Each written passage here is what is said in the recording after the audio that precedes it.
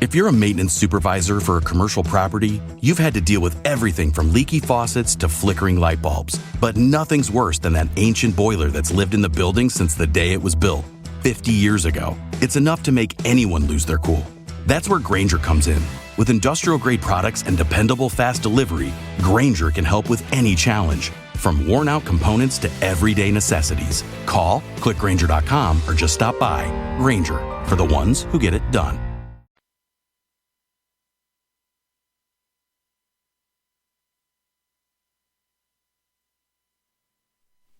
In a world where insanity reigns supreme and safety pin manufacturers are running out of metal for the diapers of the leftists, it's comforting to know an ancient, fat, long-haired, bearded reprobate has your mind in mind. Ladies and gentlemen, boys and girls, children of all ages, broadcasting behind enemy lines in occupied California, and despite every attempt by the SHR Media Network to revoke his shameless contract, we return to the bloviating Zeppelin's Berserk Bobcat Saloon. You're listening to Late Night Radio on the SHR Media Network. Caution, there will be mature themes explored and potentially adult language used. If conservatarian words, phrases, certain concepts, or rhetoric offends you, tune out now. Uh-oh, guess what day it is? Guess what day it is? Huh? Anybody? Julie, hey, guess what day it is? Oh, come on, I know you can hear me. Mike. What day is it, Mike? Oh, you magnificent bastard, I read your book. I drink your milkshake. How dare you? I call that bold talk for a one-eyed fat man. Fill your hand, you son of a bitch! Of course you realize this means war. Freedom is never more than one generation away from extinction. We didn't pass it on to our children in the bloodstream. The only way they can inherit the freedom we have known is if we fight for it, protect it, defend it, and then hand it to them with the well-taught lessons of how they in their lifetime must do the same. And if you and I don't do this, then you and I may well spend our sunset years telling our children and our children's children what it once was like in America when men were free. I have come here to chew bubblegum and kick ass, and I'm all out of bubblegum.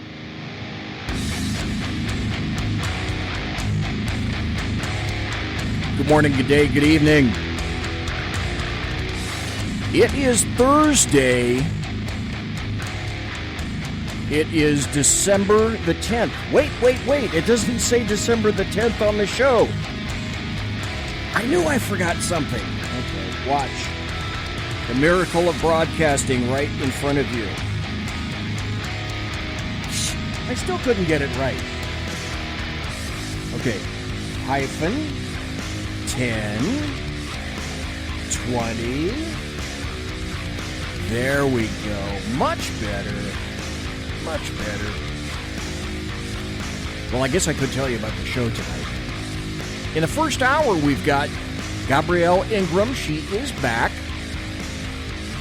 She's nationwide. She's live in the studio. One of the probably the last times that we're going to have someone live in the studio. And then in the second hour, oh my gosh, almost nothing has happened this week. So there's little to talk about. I have to tell you this, though. What you're about to hear for the next 2 hours consists of my opinion and my opinion only. Though fear porn has managed to grip this nation, hey, welcome to Simone in chat. Welcome to Whiskey Dale in chat. I am still serving stiff drinks, facts, history, logic, rationality, proportion, context, tradition, intent, and common sense inside. By the way, I have also declared myself an autonomous zone. If Chaz can do it, if the bar owner in New York City can do it, I can do it too. Also remember, we don't water our drinks just like we don't water our conversation. Politics, religion, crime, culture, race, sex, economics, science, law. We talk about it all here at the Saloon, where the speech is free, but the booze is not. It's 2020. I am done with bipartisanship and compromise, as I bet the rest of you are as well. And welcome to the show. As I indicated we will have some breaking news and some insight about, oh my God, now it's all about, let's see, George Gascon, the DA of Los Angeles. Wait until I tell you about this guy. Oh my God. And then we'll also talk about Hunter Biden, and we'll talk about what actually happened. The American media maggots are finally beginning to realize, oh, something happened with Biden's laptop. I guess we can talk about it now. It's safe, King's X, okay. Glad to see you all here. Thanks for being here. Now, we had Gabrielle Ingram in the studio last Thursday night to talk about, and I labeled you. How terrible of me to have unceremoniously labeled you. But dare me, I called you a citizen activist. Or a community activist. Well, you are a citizen activist as well. Yes. So, welcome back. Thank you. And for the folks who weren't here on Thursday, what I'd like to do is give them a little recap about why you're here. Now, for those who may have just tuned in, as I've told you many, many times, this is an actual studio in Sacramento, California. When I say we're 2 miles east of the Bill Mill, the locus of evil on the entire left coast, the Capitol building in 10th and L Streets, well, I didn't exactly measure it, but we are roughly 2 miles east of that evil edifice at 10th and L Street. Mm-hmm. So this is a real studio. This is a real place. That's a real microphone. There's a real bathroom over there. That's a real door, and this is another real microphone. I'm not in somebody's basement, and I'm not wearing pajamas. However, ooh, this is cool. Can you guys see that? I was given a Trump sweater or scarf, and unfortunately, you can only see on air. It says "Make America Great Again," but if I take it off, this is what, unfortunately, you can't see unless you're behind me. So my thanks to Alan Thomas, who was kind enough to get that for me. Alan, thank you very much. And the nice thing is, it says 45th president. Can't take that away from him because he will always be the 45th president. True.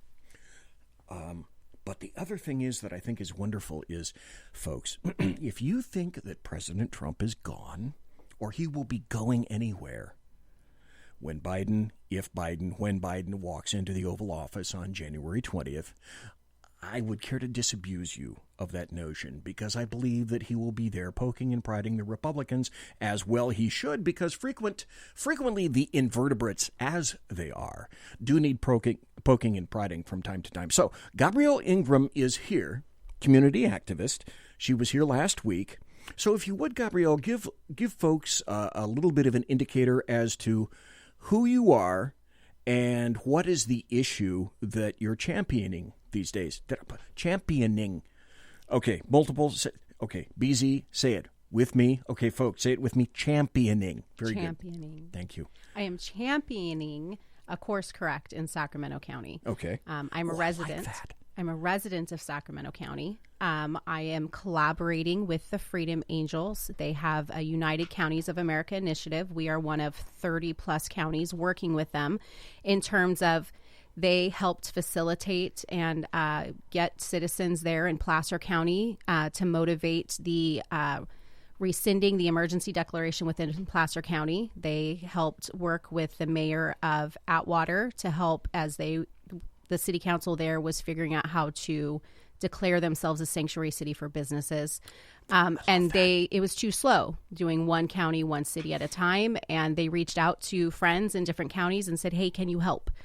And I said, help with what? And so I said yes before I realized exactly what I was taking on. And I have been learning as I go. So we're about 2 to 3 months in and we're gaining momentum. But our goal is to work with Sacramento County to rescind the public health emergency declaration because there is no emergency. I have been in contact with mayors and city councils to follow the blueprint that Atwater laid out and follow their resolution to declare themselves sanctuary cities for businesses. I've been contacting the chambers of each city. We're working out. We've got friends that are out. Anytime they walk into a business, they're collecting business cards or saying, hey, this business is planning to defy. They need help. Freedom Angels did a Zoom call tonight on PMAs, private business associations, for businesses that want to stand up and not close and defy. They're giving them tools on how to do that. So I'm part of this team. My group is Stand Up Sacramento County, and our goal is to end and slow down this train wreck and turn it around. Okay, so you have a presence on Facebook at GBY Ingram, INGRAM. So if you want to find her on Facebook, GBY Ingram. And if you also happen to be on Facebook, I'll leave my Facebook story until next hour, folks. I have a Facebook story. In any event, she's also started up Stand Up Sacramento County. Correct. That is also Facebook. And it's just like it sounds, Stand Up Sac County.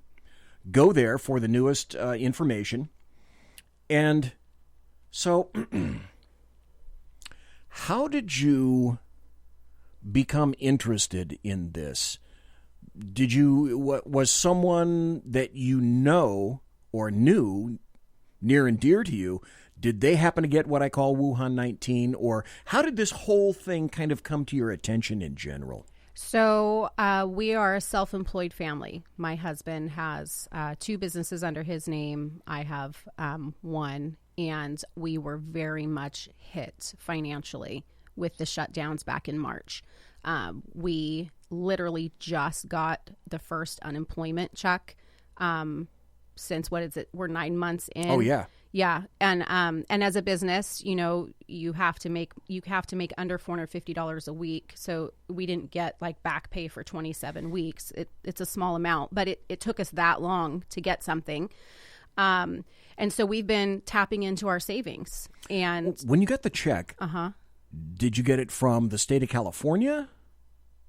I think it says EDD. Okay, so the state. Yes. Okay. It says EDD. And that was for basically unemployment. For unemployment or reduced income because of the pandemic unemployment, because normally a business would not be eligible for unemployment. And so it's under the pandemic unemployment. So we got 5 weeks of the 9 months that were actually eligible, which helps, but it's better than nothing. Nothing. And we've been drowned, our savings is obliterated, and we're looking at pulling from assets at this point. So it helps. It'll get us through another month or so. But so we were financially impacted. Did the feds give you anything? We had that one stimulus check, but no, we didn't. A check. One check. The one check everybody got. And by the time we decided, okay, we're going to apply for SBA, we realized it has a 3.75% interest rate. And if our business is being decimated, why are we going to take on a loan in debt? Yeah. So additional debt. And even though we were like, well, maybe we'll do this anyway, every time we call, because we haven't heard anything, they're asking for another form. And it's like, okay, and maybe that's a sign we need to leave that alone. So we've been making do, and my husband's up till 3 a.m. starting a new business. He's doing designs and stuff because he wants to have a backup plan if brick and mortar were independent contractors. So if everything closes, he's dependent on them. Okay. Is he in construction? Aquarium maintenance. Fish tanks you see in restaurants, care homes, hospitals. Okay. That's what he does. And then he's having to start another. He's doing it business? For his peace of mind to have a backup plan. And that'll take time to get off the ground. You don't snap your fingers and have a new business, but he's trying to do something because he feels helpless. And so my mental health was tanking because I was feeling helpless. I'm trying to help balance with him. My children's mental health. I have a 3 and 5-year-old high extroverts that didn't understand why they couldn't see their family. They couldn't play with their friends, crying every day at breakfast. And then how hellish that must be to try to, how do you explain this to kids? Not at that age. How do you try to translate that? I don't. And mind you, we're very guarded. I'm not going to fill their heads with this is our new normal and you have to do this. And, you know, some people do that and that's you, but we're not going to do that. That was a choice we made. But at 3-year-olds, she turns around and asks if she can watch Paw Patrol. She doesn't get it. And the 5-year-old takes it personal. Okay, so if we're sick, we might make Grammy sick. So you mean Grammy doesn't want to see me? It's like the emotions switch on. The logic capabilities aren't there yet developmentally. And so at some point you just stop talking about it, you know, because he would say, I'm not coughing today. I'm not sick. And so you just don't talk about it because this 5-year-old is making it about himself. And so we had to make decisions as a family to protect that. Because they're a 5-year-old. He's a 5-year-old. Yeah. And then other family members were dealing mental health issues. We had a family member attempt suicide. And so all of these reasons, right? You know, but that doesn't happen. Nobody's being psychologically affected by this. No. That should not be factored into any of this. No. And yes, I did have a former coworker that did pass away. And they're saying it's due to COVID-19. So all of that, right? And so in June, I had a panic attack. Called the ambulance, thought I was having a stroke. It was a panic attack. Yeah. And I needed something to pour that energy into. I'm the type of person that if I can't control it, give me something to do to distract me from it. And that was around the time that Freedom Angels said, hey, Gabby, can you help in Sacramento? And I was like, okay, well, let's see what I do with this. And that's where it came to be. And I haven't had a panic attack in 3 or 4 months. I needed something to put that energy into. Excellent. But here's the deal that I submit is different between you and some other people in the state of California. Always spell it with a K. And that's this. You guys, your family is already tapping into the strategic oil reserves, so to speak. Mm-hmm. So if you guys didn't have any kind of a backup savings account, we'd be homeless right now. Where would you be? Living with family? I don't know. That's you. Mm-hmm. Now, do you know anybody else in your sphere of contacts of people that they've had to lose a business? They've had to stop working. They're on the cusp or may already have lost a car, a boat, a house. Mm-hmm. So many. There's a woman that I was just connected with that's helping in Sacramento County, and I won't say her name because I don't have permission, but she has lost over $310,000 and if she doesn't get working again next year, she says like she's going to go bankrupt. And so she's tying in to help. She's like, give me something to do. She's kind of where I was. Give me a task. Let me pour my energy into that, and then I won't think about all the chaos around me. And so, yeah, another friend is living in a double wide on a family's property. And I have 6 friends or family that moved out of state in November alone. So everybody's dealing with it in different ways. And the impact is heavy. It's massive. And yet, those variables, business, employment, savings, checking, kids, mental health, it seems as though those factors are absolutely of zero consideration when administrators or government officials, bureaucrats, etc., decide that they're going to come up with some kind of a guideline regarding a response to what I call Wuhan 19. Mm-hmm. So you started the group. You started Stand Up Sacramento County. Correct. You're assisting with the Freedom Angels. Mm-hmm.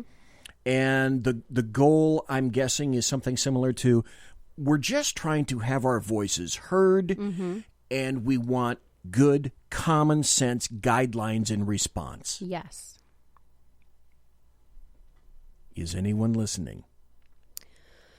Very few. And in the beginning, it was only one. In the beginning, when I started emailing county board members or city council members or public health, of the 65 people I contacted that first round, 4 did phone meetings with me. And only 1 would I have called an ally that was saying, I agree, I'm outnumbered. You've got to get more numbers out here to sway them. Now, all of a sudden, and it's that momentum that's building up. I'm now in contact with 2 more mayors, and whether they agree with me or not, they're listening, and then we had Tuesday, which we'll be talking about, to where an ordinance was dumped, and it was due to pressure from citizens standing up and speaking out. So we're starting to see a shift, and we're starting to see more people that are being vocal and saying, I'm uncomfortable with this. So no matter where they stand on, we're all going to die of SARS-CoV-2, or we're way too far into tyranny, wherever they are on the spectrum, they're starting to pay attention because the community is starting to rise up. Because too long over the summer, people were quiet in their homes, they didn't know where to focus this. Where's this coming from? It must be Newsom. It must be Trump. And they didn't know that all along it was coming through the County Board of Supervisors, through public health. And public health is who's driving this bus. And so people are starting to realize that and are starting to shift their focus in and help and speak up. And then people are just done. I mean, I heard somebody on the news on Tuesday call it COVID fatigue. Yeah. Oh, yeah. Oh my God. That psychologically, if you let it, it will drive you into the ground. Mm-hmm. And it's not just you or me or people in this state. It's everybody. Yeah. There are still free states. Florida, I have to hand it to the governor of Florida. His response has been something similar to, I think I'm going to mostly treat you like adults. Yes. And let you make your own decisions, which is, again, another reason why people are migrating to Florida. That's a story for another day. But the effect psychologically, the unrelenting hit, you can't turn on the TV anywhere and see, as we were talking about, as you said before we started the show, cases. But it's not about cases. It's not about cases. Nope. It's not about cases. So let's go back. Folks, I'm talking to GABRIELLE Ingram. She's a community citizen activist. She's not a bureaucrat. She's not a member of the Board of Supervisors of the County of Sacramento. Mm-mm. She's a person that's attempting to look out for herself and her family. And by dint of that, she's trying to make sure that we're as free as we can be in the state of California, because she's not really much caring about the current state of events right now. You attended a meeting earlier this week on Tuesday, but let's go back 1 week. Okay. Because everybody didn't listen to the show last Thursday from something that occurred with you that previous Tuesday. So what occurred that previous Tuesday? And then that'll lead us to Tuesday this week.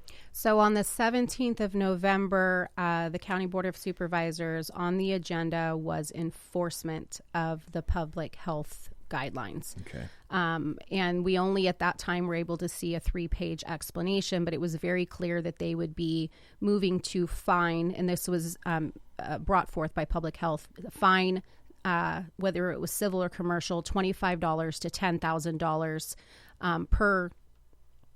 per day or per incident for anybody that did not comply with a certain part of public health orders. They said it was mostly geared towards businesses, but the ordinance didn't say that. It could be applied to anything. And we also knew that it was not just using code enforcement, that if it was needed, code enforcement would do the ticket, but then law enforcement could be called to help back that up. So we had put a call out asking people to show, because all year they're using, under the emergency declaration, they're saying that they don't have to honor the Brown Act where people are in chambers making comment, that it's okay as long as the meeting is public, you can call in or email, then that satisfies the Brown Act under this emergency declaration. Okay. We have been experiencing people getting dropped from the calls or not. No. Technology. How could that happen? And so we were fed up. They weren't listening. A lot of them weren't even answering our emails when we were calling in with questions or trying to drive conversation. So we said, that's enough. They're moving to enforce. They need to see us. 5 people showed. And initially it was 4 of us that went in. And we were not wearing masks, and we had no problem entering the building. And but when we got to the security guard right in front of chambers, he said, you can't enter chambers. They've got it blocked off from the public. But you can go in this side room. And so there was a discussion there, and we conceded, and we went in this side room. There was a 40, 50-inch TV broadcasting it live. And we had asked, can we have a microphone? We're here, we'd like to make public comment. And the answer was no, you have to do with your phone. I think we were there 5 to 15 minutes. And go ahead. 50 feet away, but you have to call in on a phone. And there's a microphone in the room. I was just going to ask. Yep. I bet that room had some means or manner of speaking to them. But they'd have to sanitize it in between each person because we could pass COVID to each other. Right, and then you could also, because you're right there in front of them, they'd also kind of be compelled to answer your questions. Yes. Darn it, we can't have that. No, don't do it. So the security guard came in and said, ladies, you do need to have a mask on. You're in a county building. And we said, actually, we don't have to. It's a guideline, not a law. And that turned into the county manager coming in, very concerned about the safety of his employees, to which we responded, we're more than 6 feet apart. In fact, we're in a room separate from everybody, and you're wearing a mask. Therefore, you're safe. Where's the transmission? You're safe. And were there any other employees besides when him we in there? first walked in, there were 7 employees in there, and they either didn't notice that we didn't have masks in the back or they didn't care. But when security came in to tell us that we needed masks and we said, no, thank you. I mean, that was the first thing in our mouths. No, thank you. And then they elaborated. And so we explained why. All but 2 got up and left, kind of like, oh, okay, there's conflict. And then they left. Yeah. And 2 stayed in. And by the time the police came, because the police were called, I think they had been watching for something specific. So they had left before the police came, and one of them kind of gave us a thumbs up, and they went out. So we were by ourselves by the time the police came. And in the middle, I had gone out to use the restroom, and the security guard had asked me before I re-entered that room, and he said, why can't you wear a mask? And I said, I personally have a health condition that prohibits me from wearing a mask. And he said, well, you have to. And I said, no, I don't. I don't, per the guidelines. And I said, some of them in there are citing their freedom. And you won't be able to get them to wear a mask. And that's when I knew he was going to be calling the police. I was like, okay. Yep. I'll be right here. Yep. And so we went back in. And when the police came, same question. They want you to wear a mask? No. And we went over, and it was this 90-minute conversation, and a lot of it had nothing to do with the fact that we were there without masks. They were asking about what the meeting was for. We explained enforcement. We explained the bill the legislator passed last year that allowed things to channel through public health. We talked about that last time, AB 262. Okay, so you're schooling the Sacramento Police Department. Yep. On what was going on. And because they were kind of shocked, they're like, enforcement. And I said, yeah, you guys are in it. That's glorious. And I didn't have the full copy then. I only had the 3-page letter, but it mentioned it there. And I said, look at the screen. Dr. Bellianson is talking at the mic, and his mask is under his chin. So if he can, why can't we be in there? Do I need to put a mask under my chin, and then I can go in there and speak on the mic? Sure. Then you'd be official. Then I'd be official. We don't have to sit in there. But when it's time for public comment, let us go in one at a time and stand at the mic, and then we'll leave. That seems reasonable. So we had a great conversation with these guys. It was pretty laid back. We had one woman that was very emotionally upset that they were there, was bothered that the police were there, and she was yelling for quite some time. And all they wanted to do was stop yelling so they could hear the rest of us talk. Otherwise, they didn't care. They understood. So she was fine. But what it boiled down to is apparently there were 2 officers in the room and there were 2 officers outside. And unbeknownst to them, the 5th person had arrived and was sitting there just listening to the whole dialogue. And as the county building manager was talking, they told him, we can't trespass them. They're in a county building.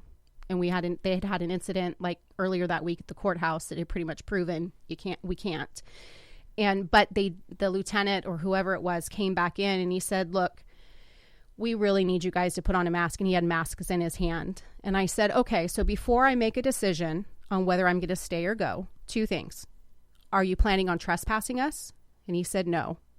And I was like, okay. And I said, 2, the county public health guidelines on page 2 state that if a person has a medical or psychological condition, they are exempt. We're in a county building. Is the county going to follow their guidelines or are they not? And he said, I'll be right back. And he left. He left. They were out there about 15 minutes. That's called a clue. My friend texts me and she's like, oh, this isn't going well for the county. So whatever, it was a little bit of a heated discussion. He came back. The other 2 officers came in. They nodded at the 2 that were with us. And he said, ladies, you have a great day. And they left. And we were there another 2 hours. And when they hit the agenda item, there was a vote to move it to this Tuesday to what was that, the 8th? So they ended up not even voting on it that day. They moved it.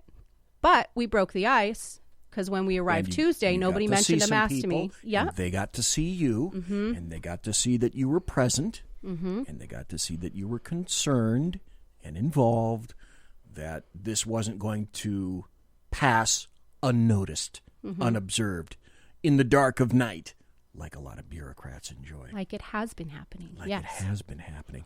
Folks, we're talking to Gabrielle Ingram. I am BZ, the Bloviating Zeppelin. We're going to take about a minute or two break. We'll be right back. Now, that's what happened last Tuesday. When we come back, I'd like to talk about what happened this past Tuesday because, well, we're going to find out if that was bad or if it was good, or what the Board of Supervisors from the County of Sacramento, what did they decide, if anything? We'll be right back after this.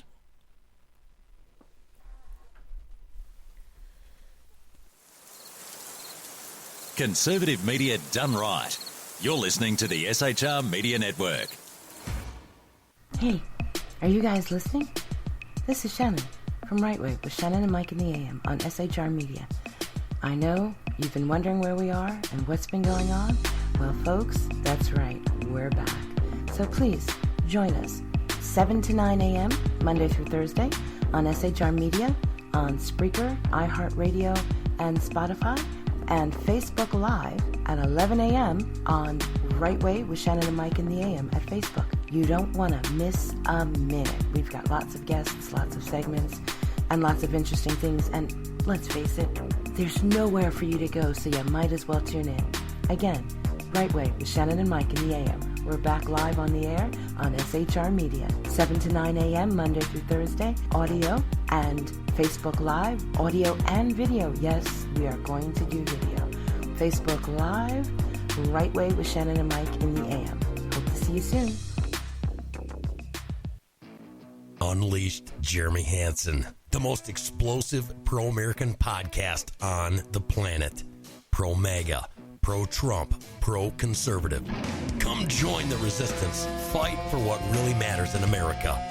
5 p.m. Central on UJHLive.com, Spreaker, iHeartRadio, Pandora, or MAGABook.com. Come join the resistance and fight for America. Unleashed Jeremy Hansen. Conservative media done right. You're listening to the SHR Media Network. And we are back. I am back. He, she, and it are back. Hey, I'm talking to Gabrielle Ingram. She is here live in the studio. One of probably the last persons ever to be live here in the SHR studio once we lose our lease and they're selling the house out from under us. Now I'm going to have to find someplace else for this to go. And I have. I found a place for it to go. Luckily, my wife said yes. That's important. It is important. That's really, really important. So in any event, we're talking to Gabrielle Ingram, and she is a community citizen activist. She was just telling us about what happened at a meeting that she went to in the County of Sacramento Board of Supervisors.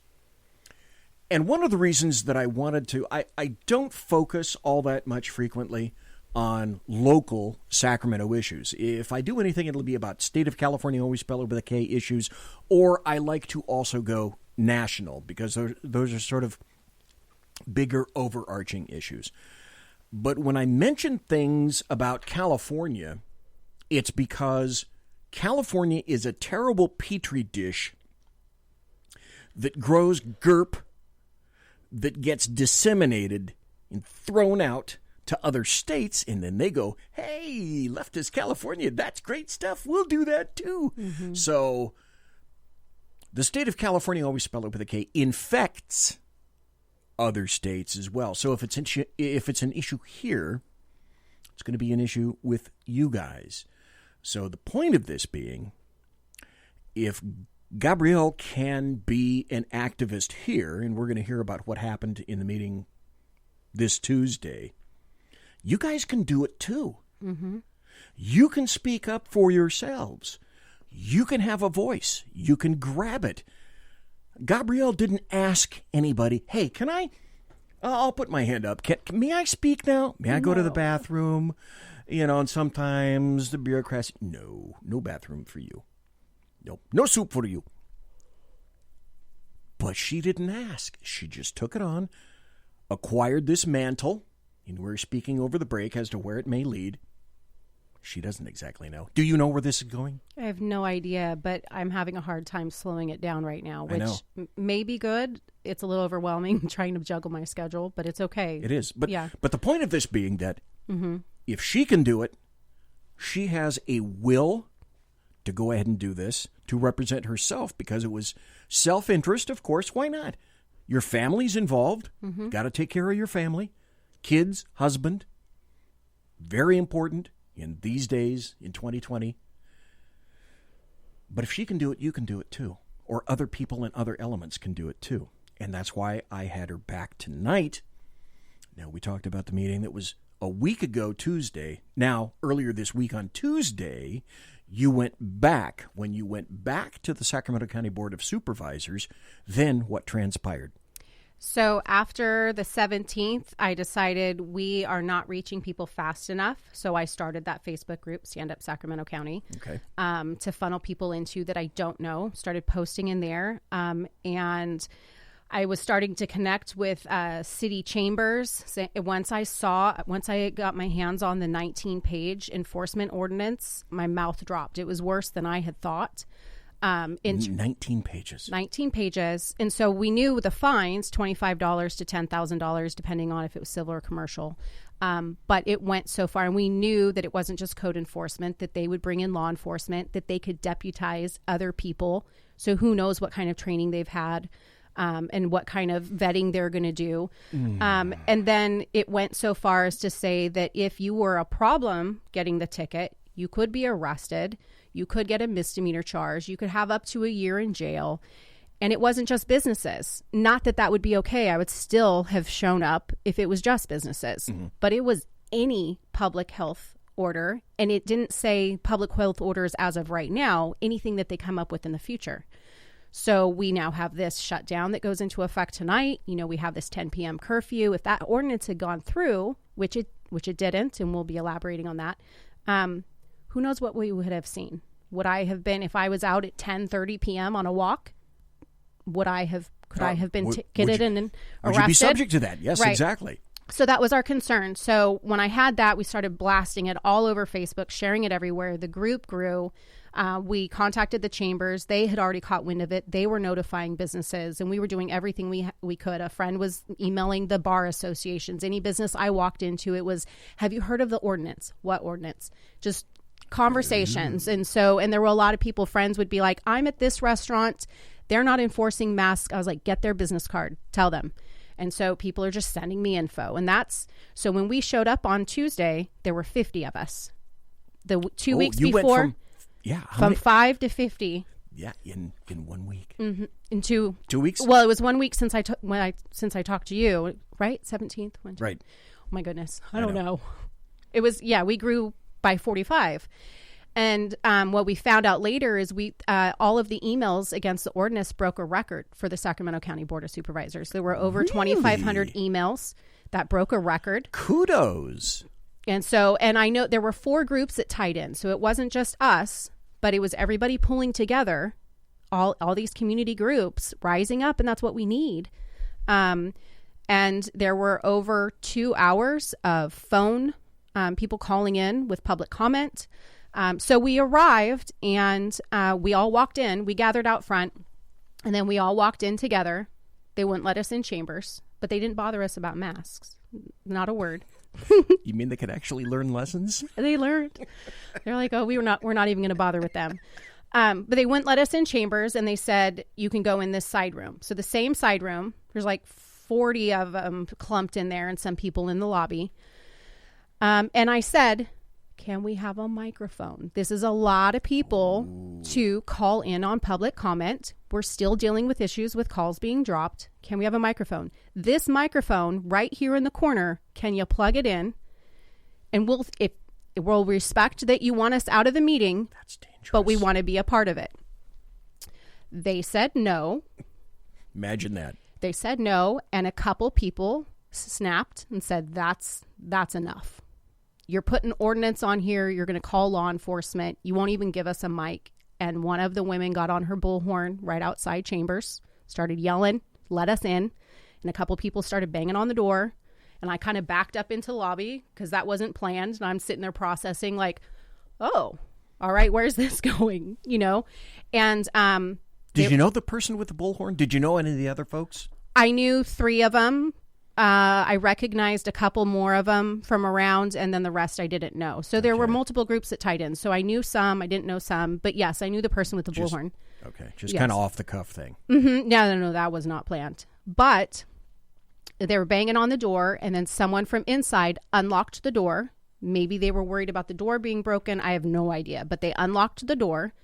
And then about, 25, 30 people entered Chambers yelling. They were all just like venting their frustration. How dare you lock us out? We have a right to be here. You're going to vote on this. We're not a part of it. And I'm just standing back watching, waiting for this to kind of die down. And then I ended up going in. And so Cerna stayed seated for a little while. Sue Frost was seated for a little while. Natoli, I think Peters was for a little bit. And then some of the people that stormed in sat down. They social distanced themselves. They spaced out. They had every intention. Self-control. Yep, of sitting down. There were about 3 that couldn't quite calm down. They were so frustrated. They have, and after talking to them, one of them has lost his business. Another one, her children are struggling. And so it's this righteous rage that how dare you lock us out? And they just could not temper themselves. And I get it. And so Sac PD showed up. One of them I recognized from the 17th. We both nodded at each other, and I was live at that time and kind of joked, how's your week been? And we just both kind of giggled. Like, hey. And they said, what's the goal here? And I said, I don't know. This wasn't planned. And I said, what do you need? And they said, we need, the Board of Supervisors is concerned for their safety. I said, let me see if I can go bring this down. Some of them are hot. I don't know what I can do. So I went in and got everybody's attention. And I said, if our goal is to stay in this meeting, it would be helpful if people wouldn't bang on the walls and yell at the supervisors. Just take a seat and maybe we can negotiate that. If your goal is to just yell, okay, but I've heard that they're going to call the sheriff because there's a jurisdictional issue in there. Apparently SAC PD shows up, but if anyone has to be arrested, then they call the sheriff's office. Because it's a county building. Because it's a county building in SAC PD jurisdiction. So it's kind of weird. And some of them were still yelling, and it wasn't at me. I was just like, okay. And so some people left the room. Others stayed, just kind of like trying to figure things out. And I was like, just decide. I don't really care. I don't judge you. I get it. But maybe think about what the goal is here.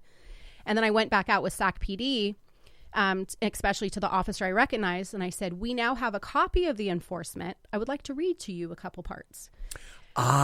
Education. Very important. And so one listened and one kept saying, I'm just here to do the piece. I said, okay, well, while you're standing here, you can listen to me read. And I read the part. I said, because you're in here. And I read the paragraph that ties them in, code enforcement, law enforcement. And I read the part about arrest, misdemeanor, a year in jail. And one of them was very much like just putting that guard up, just didn't want to process it. And the other one put his head down. And so I'm like, okay, somebody's listening. And I was live at that point. So when I turned it off, I made a comment of, we've had a lot of activity in Sacramento where people aren't being arrested that probably should. And now we've got this code enforcement where people just trying to have a livelihood or go about their day could be face arrest. I said, things are kind of upside down right now.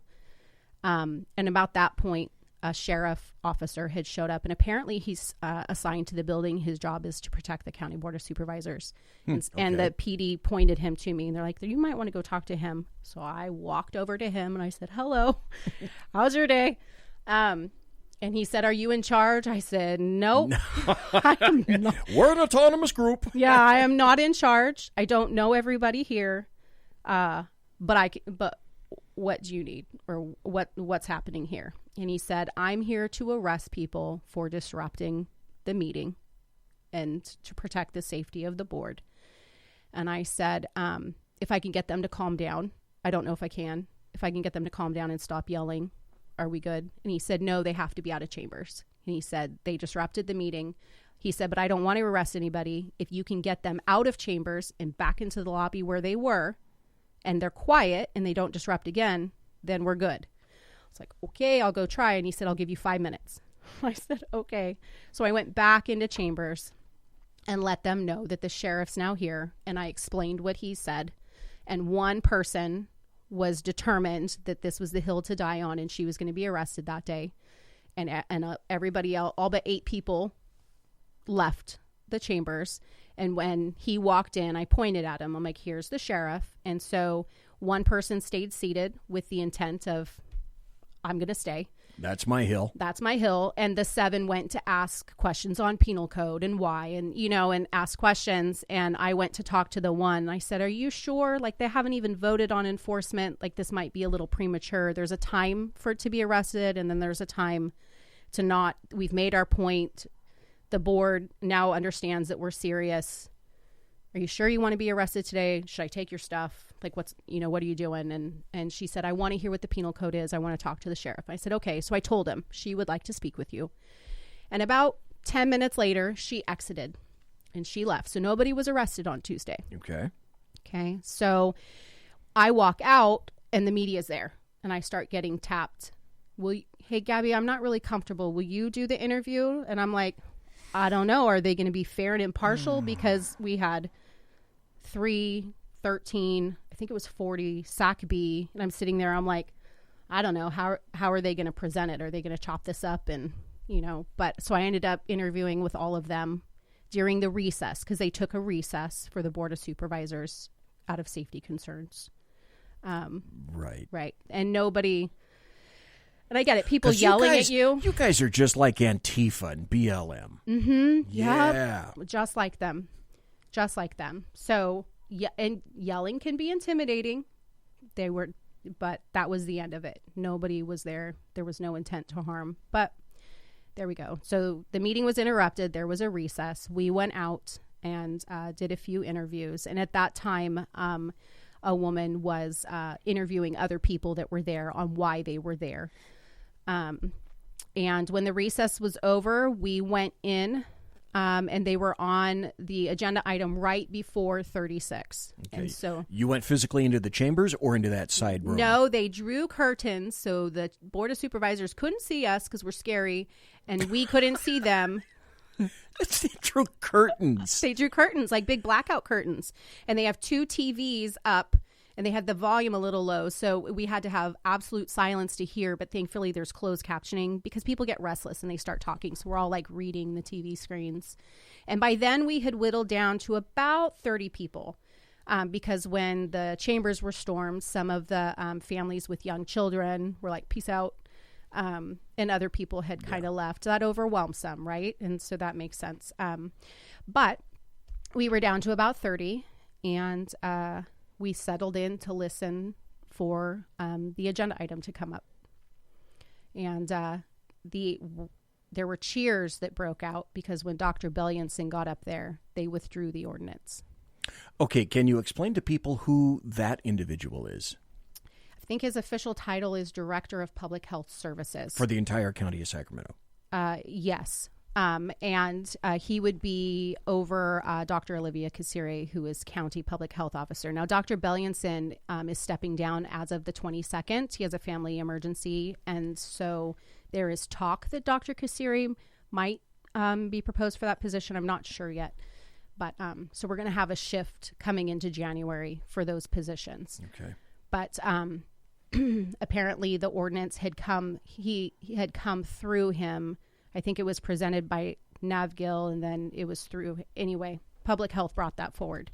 And so he said, we're going to pull this ordinance. And there was just a cheer, and you can hear it on the live feed that the county puts out. You can hear everybody screaming in the background through the curtain and through the locked doors. And he did say that the plan is to, and after the Board of Supervisors had weighed in, because they said this is punitive, it's way too harsh. Oh, yes. The people have spoken. Sue Frost mentioned how many people had emailed. They hadn't even gotten to the public comment yet, so I don't even know if they knew how many people were on hold on the phone. And he is planning to revise it for gatherings. And he cited some party in Rio Linda that had 400-something people, and he said that's where the outbreak is coming from. But then I don't know why they were targeting towards mostly businesses. Yeah, that doesn't compute. Well, but that's the whole thing, is none of it does. As little of it computes. It's authoritarian, it's punitive. We're not really looking at the science. If we were narrowing things down with a zip code approach to look at where the outbreaks were coming from, and it was towards businesses, but not a single outbreak has been tied to a business in Sacramento County that I know of, and I'm tracking it pretty closely. It would seem, folks, I'm talking to Gabrielle Ingram, and it would seem to me that you've really got your finger pretty much on the pulse of what's going on with regard to Wuhan 19 in the state of California, and just sort of in general as well. And also with regard to the various guidelines that are going on here in the county of Sacramento, city of Sacramento, and all throughout California. Always spell it with a K. Having looked at all of this stuff, having investigated all of these things, have you come up with any information that would tend to indicate to you, does anyone really know where these outbreaks are coming from, under what conditions, and with whom? In other words, you can't eat in a business. Okay, are all the outbreaks coming from businesses? You got to be locked down in a house. Do we know whether the outbreaks are occurring because people are congealing together in a house? Does anyone have any real idea the prime transmission point or activity that lights this stuff up? Nope. All we know is that for those 70 and older, they have a higher fatality rate. Right. And by higher, I mean it is still a recovery rate of at least 96%. Yep. That is what we know. We know how to treat it. We have therapeutics. The nurses know we need to rotate patients so blood clots don't form and things can move. They know what they're dealing with. That's what we know. We don't fully understand. To my knowledge, we haven't even isolated SARS-CoV-2 for an effective PCR test. The PCR test, with your nose swab and then they're running it, it's looking for a coronavirus. Yeah, maybe not necessarily that one. Right. So if you're positive for a coronavirus. Yeah. It could be COVID 17, 18. Yes. There's a lot wrong. There's a lot unscientific as they preach science. And we need to do this with a heavy hand. And then, oh, yeah, maybe there really aren't outbreaks with businesses. We need to shift to gatherings. It's like, well, prove it. The burden of proof has not been met. It's just we're shifting with the tide and we get a little pressure, so we move to a different focus. And there's no wonder that there's fatigue setting in as we watch our governor and all these other people defy orders. His winery's been open. Yes. So you want us to follow this, but you're not following it. There's no hazmat bins outside the grocery store to put this mask for the virus that's supposed to have everybody drop dead. Like if this was Ebola, people would voluntarily stay home. Oh my God, there would be yes. hazmat bins. You know what I mean? So of course nobody's listening. And every business I have been in the last 2 weeks has said we are not reclosing if they close us. So they're about to have a problem on their hands, which is why I think that enforcement ordinance was on the table. And see, that's the thing that a lot of people don't understand. You, me, people who think logically. So many businesses, just in the state of California, always spell it with a K, are on the cusp of going under. Mm-hmm. Medium businesses, family-run businesses, small businesses, mom-and-pop businesses, brand-new businesses from people in their 20s that had a great idea that just thought, this is a great thing, and I can take this off. Yeah, well, screw you. It's 2020, dude and dudette. So the businesses are on the cusp of expiration here in the state, and then you're going to levy up to a $10,000 fine to a business that is doing horribly anyway. Where is the common sense of that? Also, considering the fact that apparently none of you guys making these laws throughout the land, you're not taking it seriously. And they haven't had a pay cut, so they don't feel the pain. And they are completely isolated in a vacuum. They don't have any skin in the game. We are not all in this together. No, we are not all in this together. Stop saying that. We're not. It's not. Yeah. Two politicians and chiefs of police who are making pretty damn good six-figure salaries that are still drawing a paycheck every 2 weeks or a month. Where's your skin in the game? I don't see it. Gavin Newsom comes from one of the wealthiest families in the state of California, along with Nancy Pelosi. I don't see much skin in that game at all. So you went to that meeting on Tuesday. They decided not to do anything with the $10,000 fine or the various fines for businesses. Well, and the ordinance didn't just list businesses, but mostly businesses spoke up, and so they pulled it. And Bellionson's plan is to rewrite it, and we don't know if it's going to hit the agenda next week. And I was checking as I arrived. It looks like the topic of COVID-19 is on the Wednesday agenda, but we don't know if they're going to shove the ordinance in there, or he said it might be January for a rewrite. So they are coming back with something. We just don't know what. But the ordinance as it was absolutely rejected by the people. Two of those supervisors said, we will not vote on that.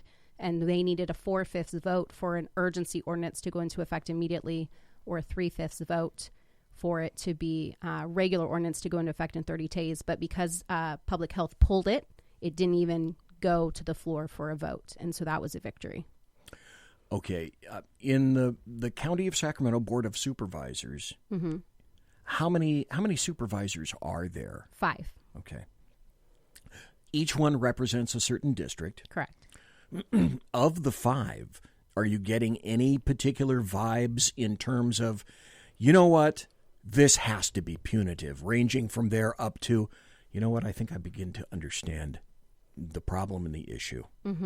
Any sense of the supervisors and where they may tend to go? I think Sue Frost was hardcore against it. Peters was kind of quiet when it first came around, but was hardcore against it Tuesday. Okay. Kennedy and Cerna have had a very strong, this is absolutely necessary to keep the public safe stance. Okay. Natoli was quiet. We had no clue where Natoli stood on it. Hard to read then. Very hard to read. And he kind of was still a little back and forth on Tuesday. So had they voted on it, I'm still not sure how he would have voted. So it was kind of a 2-2 with a middle wild card, I would say. So it appears that between now and sometime in early January, the next waypoint is next Wednesday? That's what it's looking like. Okay. And then if they come up with an agenda that indicates they're going to address this on Wednesday, my assumption would be that you're going to go and... We're going regardless because they still need to end the public health emergency declaration. They still need to rescind it. So I figure why let off the pressure? Okay. So we're currently contacting them now for a microphone because we're coming. So let's not do this again. We want a mic. So that's been the communication the last 2 days. I love that. I love that. I love you in a professional way. Thank you.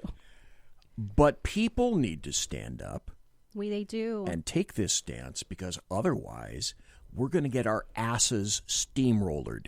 That's already happening. Because if we don't, we could be New York City if we allow it. And we've all seen what has happened, is happening to various business owners in New York City. These people don't understand. You're driving businesses out of New York City, once a lovely city, safe, not any longer. Where do you think you're going to get your taxes? I'm wondering how many of them have taken economic courses, because that just right over their head. It's as if, folks, bureaucrats, pick up a copy of Thomas Sowell's Basic Economy. Read it from cover to cover. I'm not an economist. I've read it. Thomas Sowell's a genius, and he's also an economist that makes very good sense. None of this makes sense. No. Okay. Well, we've done last Thursday. We did this Thursday. Something may or may not occur on Wednesday, but you're going to appear anyway. Mm-hmm. If I ask kindly, yes, and promise to bring either, I don't know, maybe a Uno bar or a Butterfinger, and something of import occurs on Wednesday, can I have you back? Sure. Okay. All right, because guess what? Only 2 minutes. Oh, wait, no, it's not 2 minutes. The hour is up entirely. So, Gabrielle Ingram, thank you for being here. Thank you.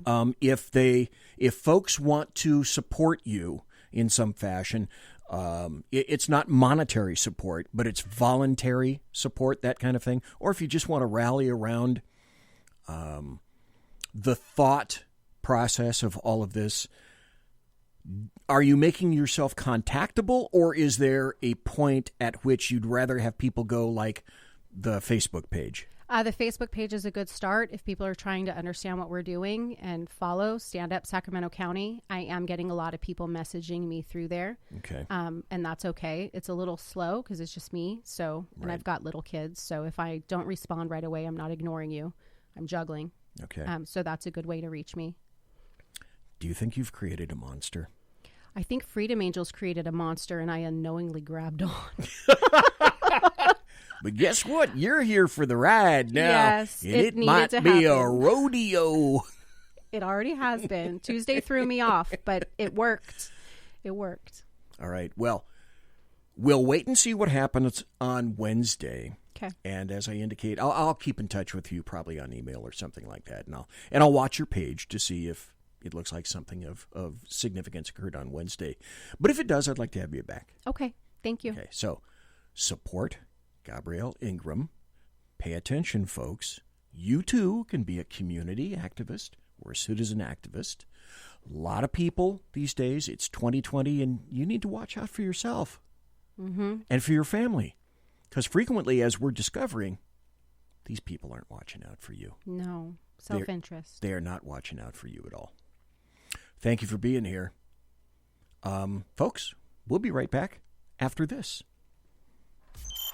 Conservative media done right. You're listening to the SHR Media Network.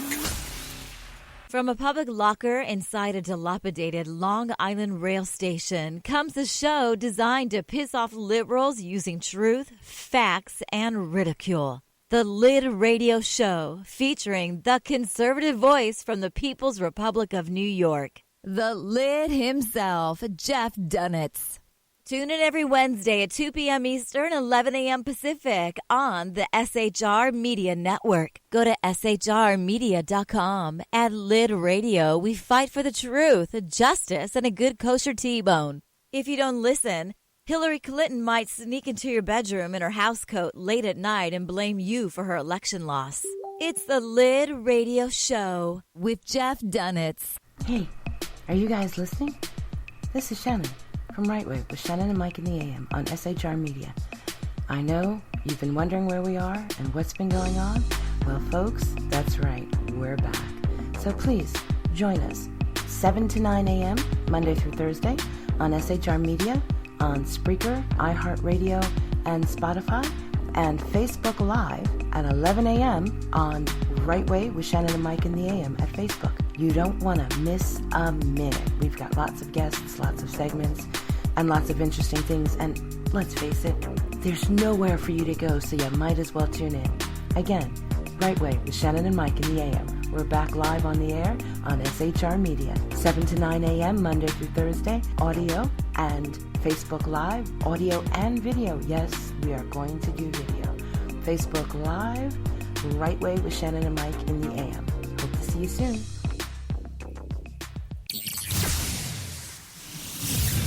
Broadcasting behind enemy lines in occupied California, a mere 2 miles from the state capital, the bloviating Zeppelin's Berserk Bobcat Saloon radio show can be heard every Tuesday and Thursday night at 8 p.m. Pacific and 11 p.m. Eastern, only on the SHR Media Network. Go to shrmedia.com to listen. You can also watch on the SHR Media Facebook page and the SHR Media YouTube channel. No goldfish were abused in the making of this ad.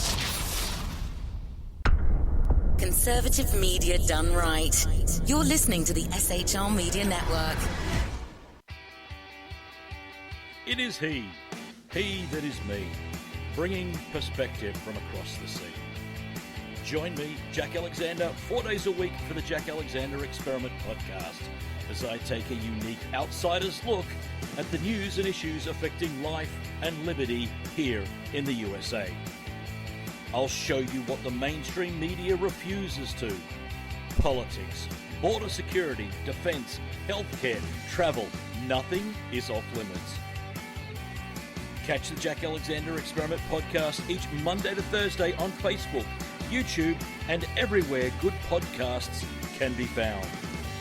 Also, check out the website, www.jackalexanderexperiment.com. Southern Sense is conservative talk with Annie, the radio chick Ubellis as host and C.S. Bennett co-host. Informative, fun, irreverent, and politically incorrect. You never know where they'll go, but you'll love the journey. Annie is a top conservative host on Top Talk Radio and features some of the finest guests packed with important politicians and newsmakers. Listen every Friday, 3 to 6 p.m. Eastern, noon to 3 Pacific on the SHR Media Network. Remember, Southern Sense is common sense. After 6 years covering terror and corruption, the Unpleasant Blind Guy is making a change. I'm Dave Milner. Join me on Spreaker and YouTube through SHR Media and on the Western Free Radio Network as I team up with Jeff Mitchell, host of the English Defense League radio show on blogtalkradio.com. Check show pages for airtimes. It's the Unpleasant Blind Guy. On EDL Radio. There's no surrender, ever. Because truth is not always pleasant. Conservative media done right. You're listening to the SHR Media Network. It's your business diva here, Melanie Collette. I am inviting you to a front row seat as I discuss some of the most intriguing details of wealth and finance with today's movers and shakers in the world of business. Listen in and discover financial truths on a global, domestic, and household scale. Uncover topics that will impact your wallet today and in the future. Money Talk with Melanie airs Monday through Friday, 5 p.m. East, 2 p.m. West, right here on SHR Media and High Plains Pundit Talk Radio. You can't afford to miss it. Conservative media done right. You're listening to the SHR Media Network. And we are back. It's the second hour. The first hour, I had the return of Gabrielle Ingram. She's a community citizen activist who's trying to keep County of Sacramento citizens safe and also to make sure that the bureaucracy doesn't just kick people to the curb. Because as with most bureaucracies, they're not really interested in listening to you. You have to make them want to be interested in listening to you.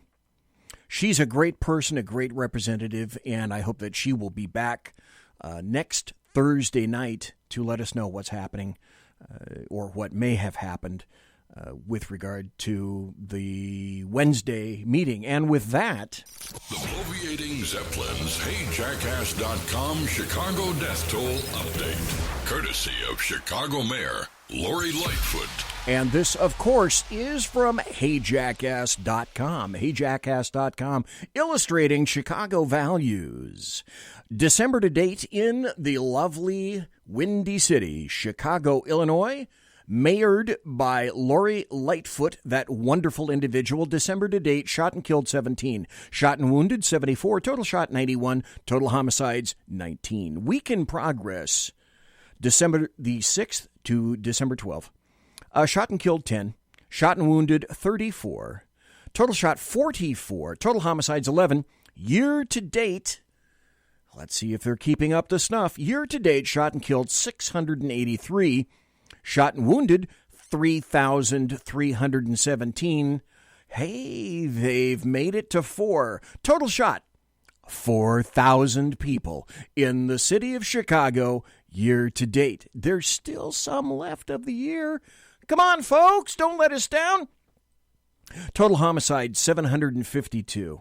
Because, you know, what's happening in Chicago, that's not really the problem. That's not the issue. It's cops. Remember that. Always remember that. Speaking of cops, I'm going to have some information about that in leftist cities coming up. So, the 2020 Chicago shot clock now indicates that a person is shot every 2 minutes and 3 seconds, and a person is murdered every 10 minutes and 59 seconds. That went down a little bit because last week I distinctly remember it was mid 11 minutes. Once again, lovely Chicago, illustrating Chicago values. Can't wait. I'm looking in chat, and let's see. Jack is in chat, Simone is in chat, the Alaskan is in chat, Sergeant Booker. I haven't looked at Facebook because Facebook isn't working. Oh, okay, I'll get to that in just a second. In chat, though, the Alaskan shipped a story. Do you folks remember the United States Postal Service whistleblower? He confirmed that there was voter fraud in Pennsylvania. Now, apparently, he's getting harassed by the FBI, and some things are happening to his family because of it. As Democrats and their unhinged leftist radicals online scream, there wasn't any voter fraud in this year's elections. Likely it's actually a true statement. Real witnesses to vote fraud are being blown off by a U.S. government that has completely gone rogue. We already knew the FBI. This is, by the way, from AmericanFreedomFighters.com. We already knew the FBI is becoming nothing more than a tool used to protect and defend the police state. We learned that in spades watching the Bureau trying to dismantle Donald Trump for quite some time. Now the Bureau is being used to squelch and intimidate witnesses to the mass election fraud that took place. So the guy's name is Jesse Morgan. During an interview with Steve Bannon on the War Room, he said, "Are authorities coming to you and saying, we need to sit down and interview you? What is going on with these ballots and what are they used for?" And that was a question from Bannon. So Morgan, the driver of this truck, said, "You know, it's really funny you should say that. I've been interviewed, so I had a meeting with the FBI. Somebody, the OGI or some other agency from the post office and a few other people. So basically the interview. So here I am, the witness, basically gets kind of interrogated, I guess you'd say, which is cool. I understand what they're doing. They're doing their job. So I give them what I saw, what happened, and what I done. And what they wanted to do, instead of focusing on the picture, they wanted to focus over here and try to figure out how I came on TV." That's the FBI that I used to work with. Or for. And especially after having that, we're going to get into the FBI. I don't have nearly enough time for all the stuff that I've got up here tonight. I'm going to be talking about the newest article that came out regarding the FBI today. It turns out the FBI is rife with sexual harassment at the managerial level, not to mention the corruption that already exists there on the 7th floor. So this is sort of a global history, or summary, I guess you could say, of what I'm factoring in to the FBI. Let's see, the FBI sat on Hunter Biden's crimes. They had his laptop, and that was done in order to assist Joe Biden's election. You can't convince me otherwise.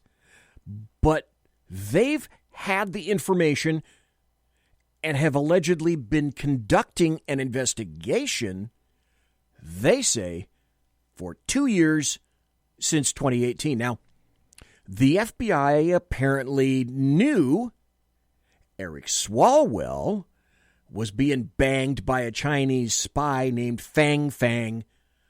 Oh my God, you can't write this. But apparently had no objection to his sitting on then and now the Intelligence Committee. So the FBI knew the Russian P dossier was fake, but they still went on to acquire FISA warrants from the FISA court against President Trump, predicated but upon false information that it turns out they knew was false. Nor did they put much, if any, exculpatory information in the warrants. The FBI knew there was a spy inside Dianne Feinstein's campaign, in her office, but they gave her a heads up on the matter in that. Oh, she had a Chinese spy in her office for 10 years? No, actually closer to 20 years. But once they discovered it, they did her a solid by telling her, Di-Fi, come here. We think you got a spy. We're just letting you know about that.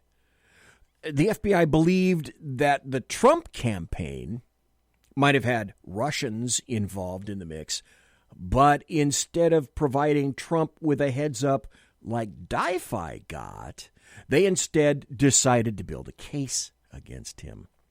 So the FBI also continued to build a case against retired General Michael Flynn, even though the FBI agents interviewing him personally didn't think that he was lying to them. Oh, and FBI Director Comey at the time knew that because it's a brand new administration, that the Trump administration, they weren't quite clued into how this whole thing works. So Comey decided that he was going to take advantage of a new administration and send in agents where customarily that isn't normally done.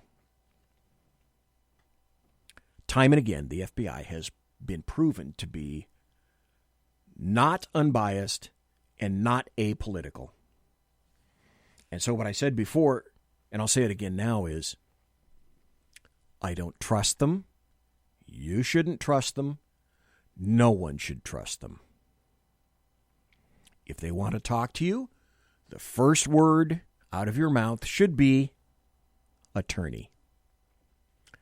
I can think of nothing more simple than that. Let me go back. There I was sitting in my office today trying to get on Facebook to promote this show tonight. So I got onto Facebook and started to sow the seeds of promos to other Facebook pages, to groups, as I am wont to do, to attempt to promote my show. And Facebook said, nope, you're not going to be able to do that anymore. You're not doing it. Why? They wouldn't tell me. So for 24 hours until 1:17 p.m. tomorrow, I cannot post or comment on any groups. Do I still know what I did? No, I didn't. So I sent a loving missive to Facebook, and I said, excuse me, what's the point of all this?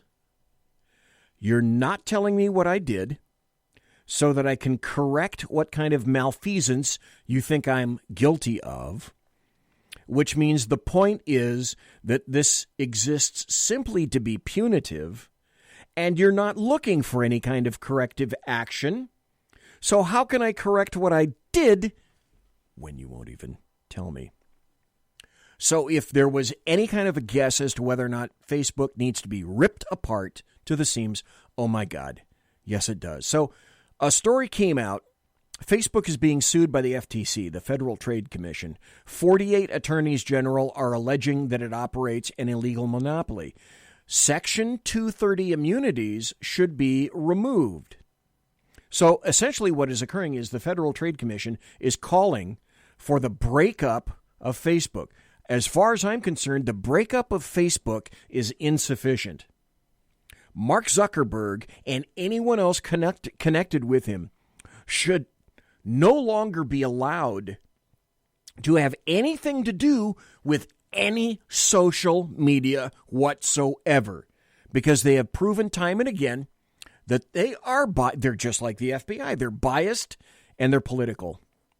The Federal Trade Commission sued to break up Facebook on Wednesday, asking a federal court to force the sell-off of assets such as Instagram and WhatsApp as independent businesses. Facebook has maintained its monopoly position by buying up companies that present competitive threats and by imposing restrictive policies that unjustifiably hinder actual or potential rivals that Facebook does not or cannot acquire. Now, this suit to break up Facebook doesn't even have anything to do with their oppressive nature and the 230 immunities that they so lovingly enjoy. Nothing at all because of that. So this is just addressing how much stuff they owe. Facebook, Twitter, leftists of that ilk, as far as I'm concerned, they need to be destroyed and driven into the ground. And the owners and creators of those need to be bankrupted. Simple as that. They have trod on the rights of Americans for too long. All Americans, I think, are asking for, and I know a lot of you out there go, but it's a private company. Yeah, you try getting your message out on Google or Instagram or YouTube, which has decided that it's going to remove anything having to do with, well, Joe Biden must be president. You're gone. Oh, by the way, SHR can't get back on YouTube. So if you think I'm going to be able to broadcast on YouTube anymore, basically every time that I try to get on here, they're telling me no, you can't. So they have determined that SHR should not be available to you to be listened to on YouTube because I'm evil, apparently. Or Twitter or Facebook. But they're private entities.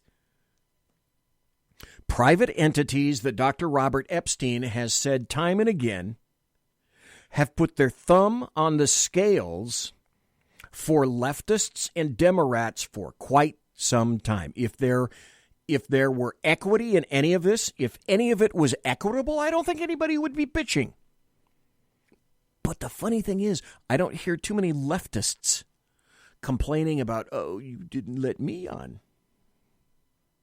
Now, if you want to hear the state of leftists today, here's an individual that you need to hear.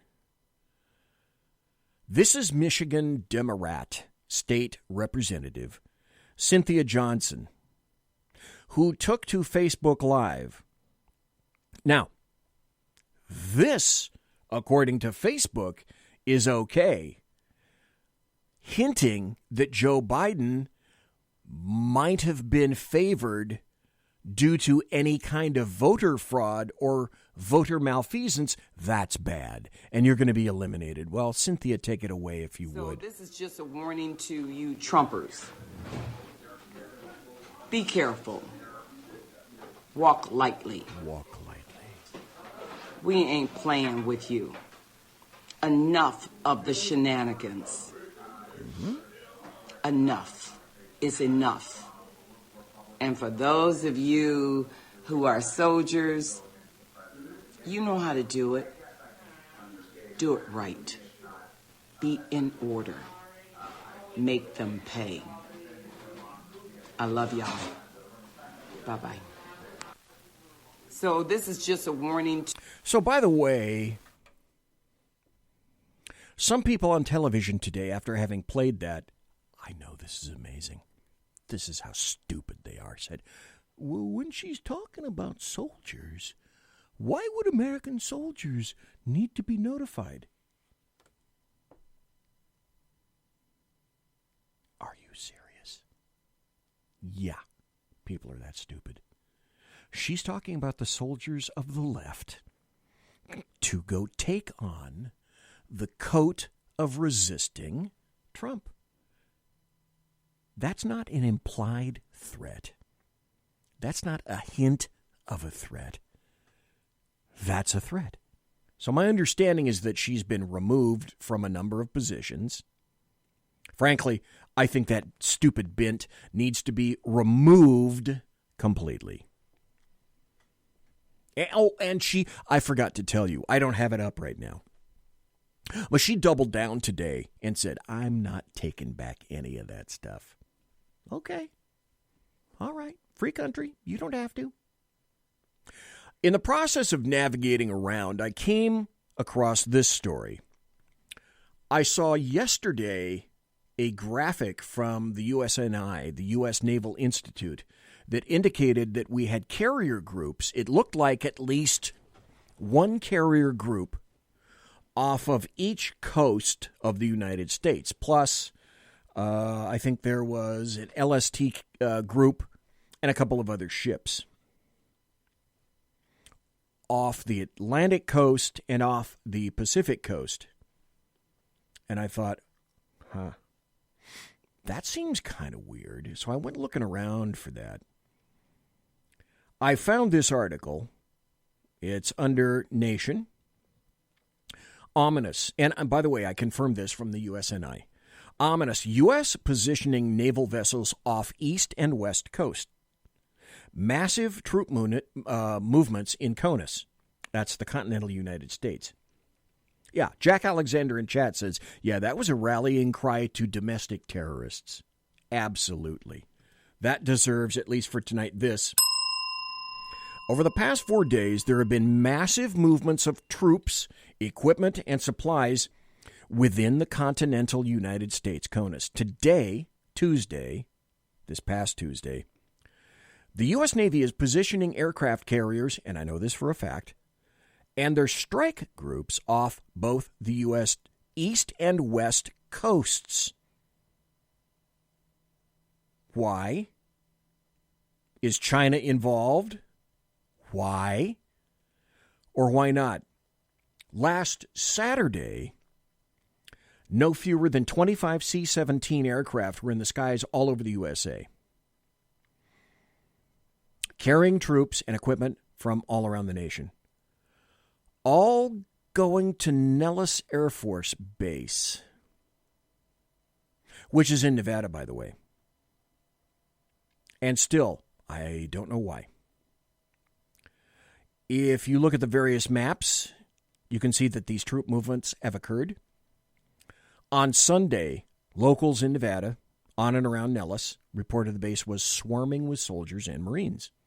Also, they reported seeing a vast array of land fighting vehicles coming out of aircraft, cargo aircraft. Then there were the naval deployments. According to the U.S. Naval Institute, and that's what I got this from, the Navy has deployed 3 aircraft carriers, groups, because anywhere an aircraft carrier goes, it goes with a group. And basically, you should also know that wherever a U.S. aircraft carrier goes, an attack submarine, at least one, is with that group somewhere in the water. The Navy has deployed 3 aircraft carriers plus a landing helicopter dock, an LHD, off the U.S. West Coast, and 2 aircraft carriers and their strike groups, plus another LHD off the U.S. East Coast. Off the West Coast is the USS Carl Vinson in the Pacific. Not at its port. It's out there in the water, not at its port, along the Oregon-Washington border. The USS Essex LHD is off the coast of San Francisco. And the USS Theodore Roosevelt and its strike group is off the coast of Los Angeles. Why? Because you know when they have exercises, naval exercises, and military exercises, usually it's in one spot. Off the East Coast are the USS Dwight D. Eisenhower, a nuclear carrier, and its group, off the coast of Connecticut. Why are they there? The USS Gerald Ford is off the coast of New Jersey and its strike group.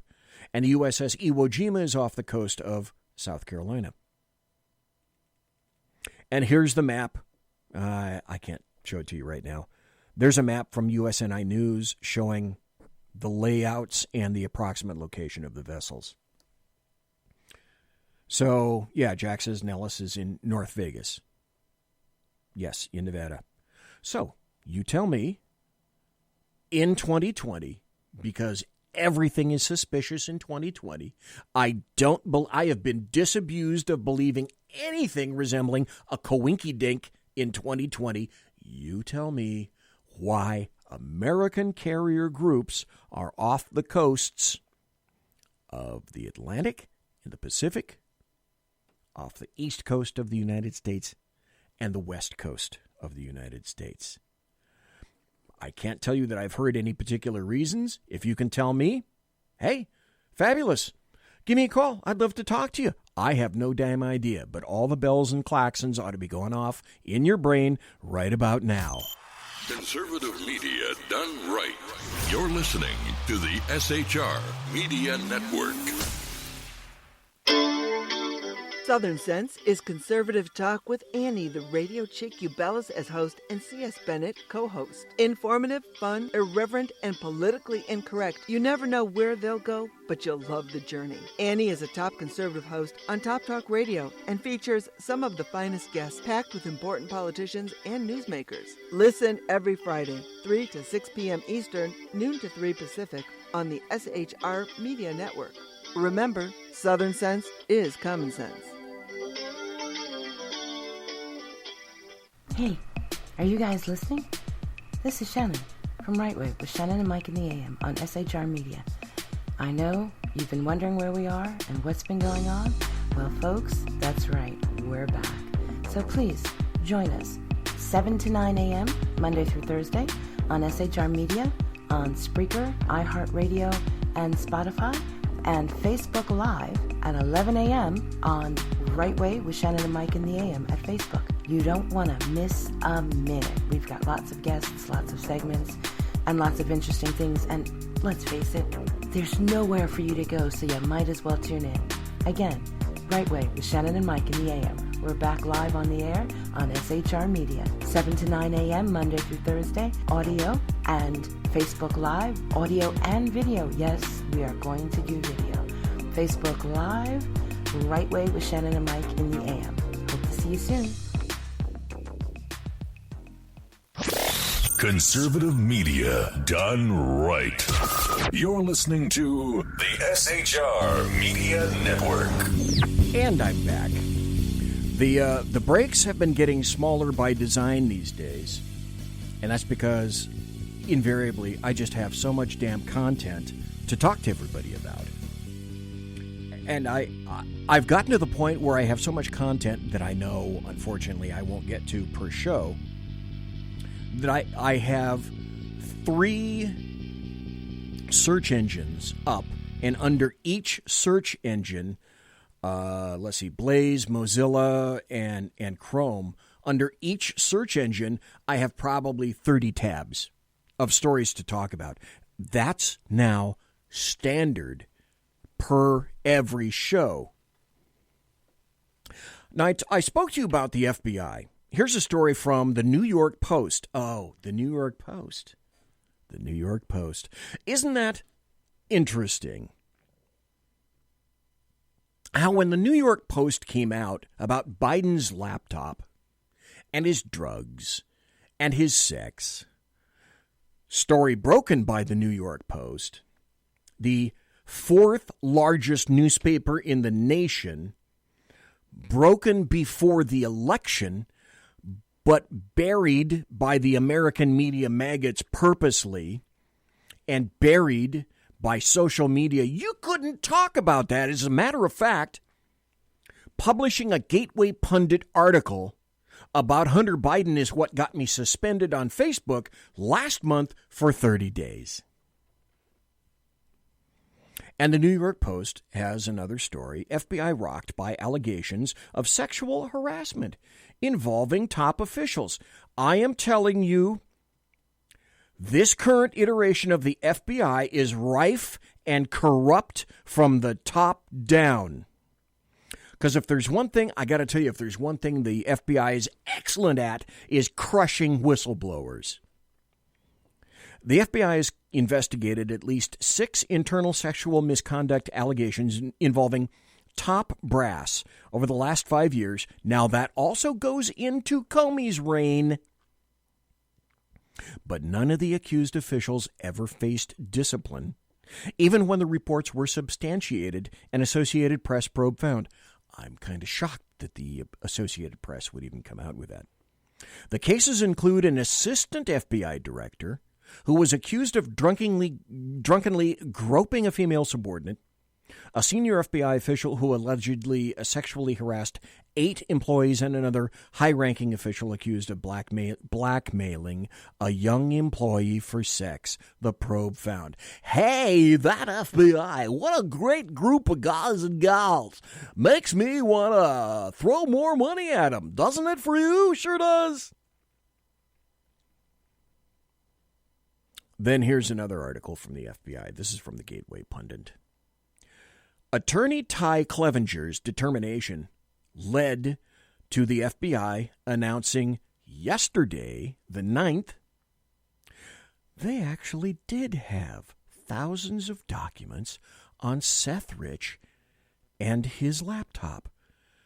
Now, for years, the Gateway Pundit reported about the murder of Seth Rich, and they followed up with a bunch of posts about the emails that were used as the basis to create the Trump-Russia conspiracy.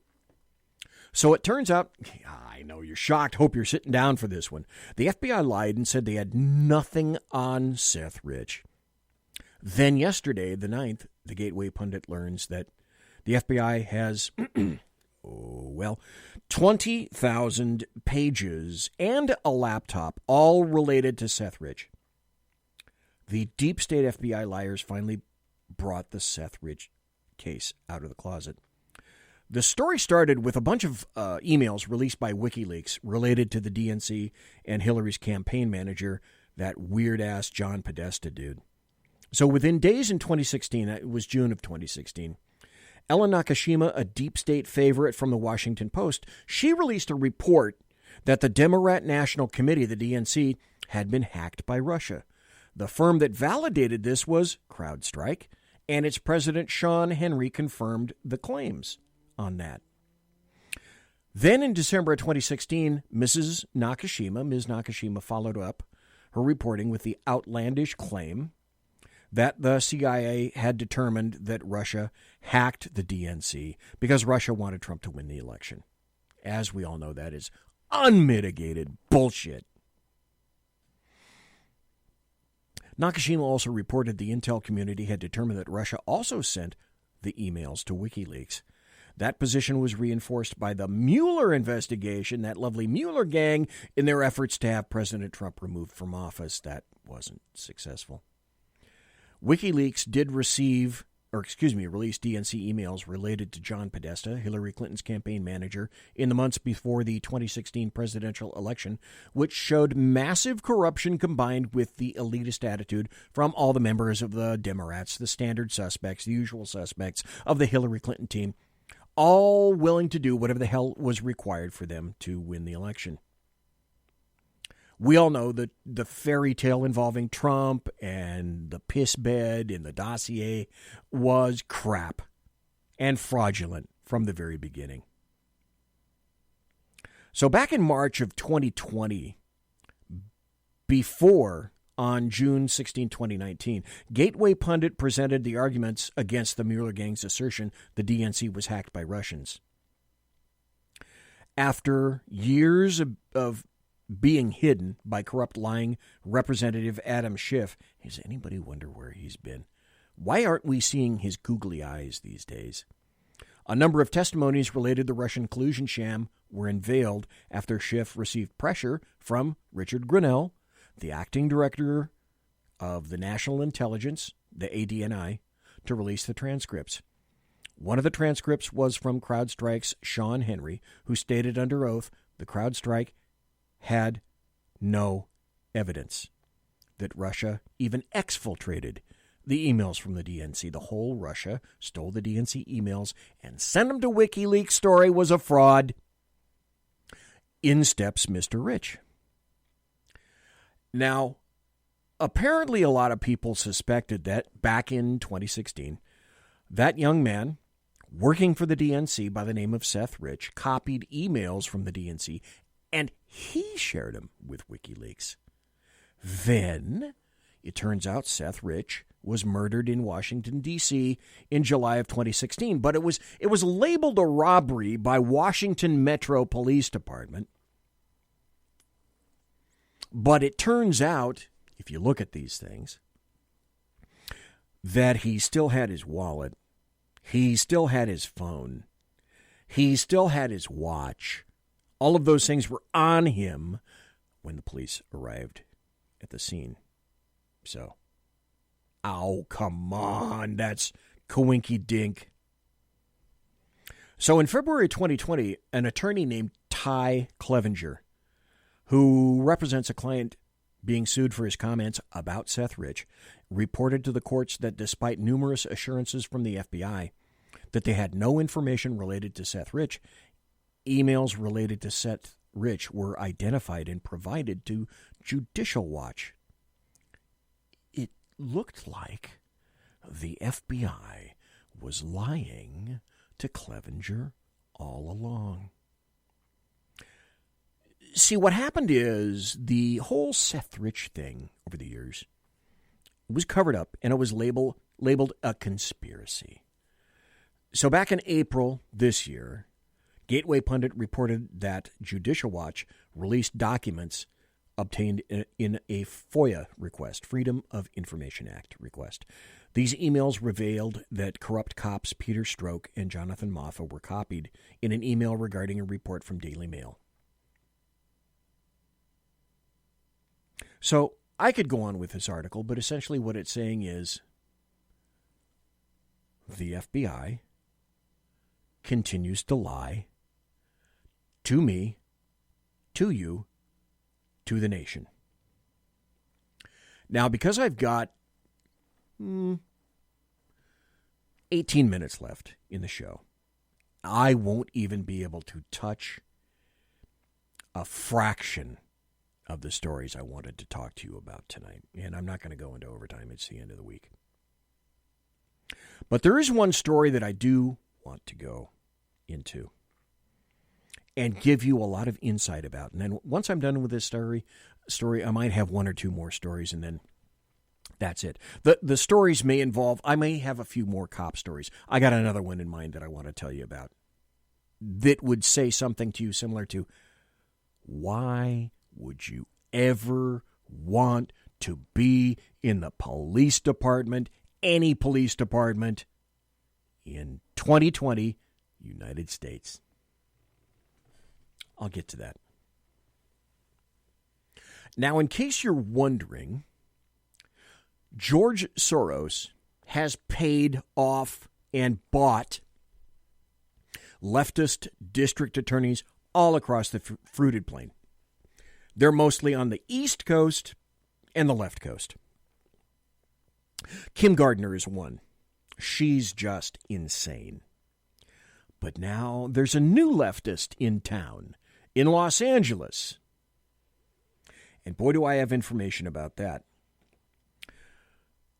New Soros-backed L.A. County District Attorney issues directive to not prosecute numerous crimes and eliminates bail.